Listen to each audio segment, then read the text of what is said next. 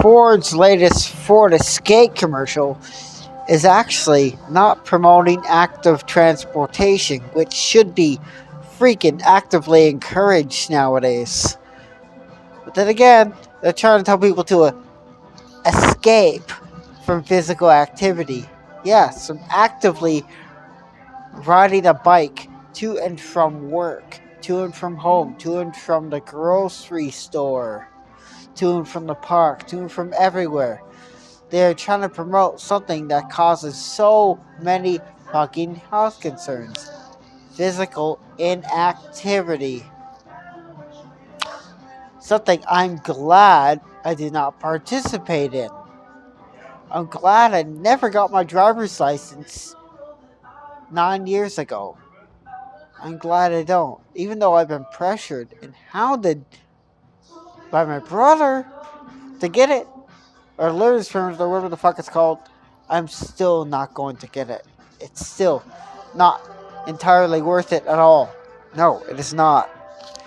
Because if you're going to be physically inactive, may as well just sit the fuck home and do nothing. I'm not driving a car ever. Maybe on occasion go-karts, but no, I will not be driving a car ever.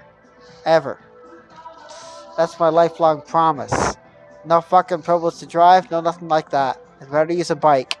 No matter how bad the weather is. Rain, snow, sleet, freezing rain included, or a heat wave.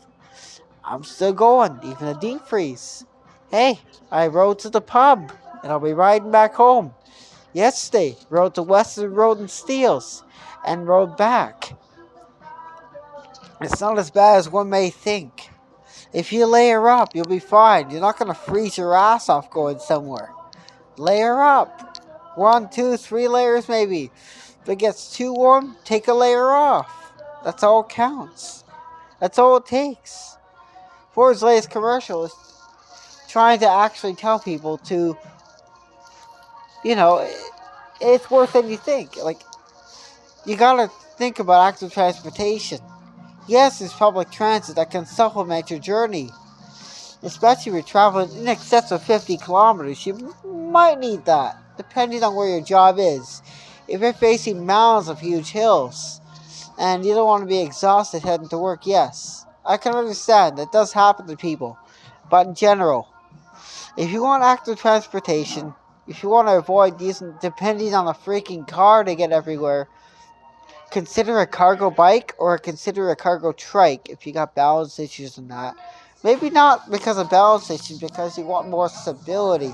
You don't wipe out. Instead, you may spin out. I've seen that happen. I've actually spun out a few times going down Scarlet Road's hill.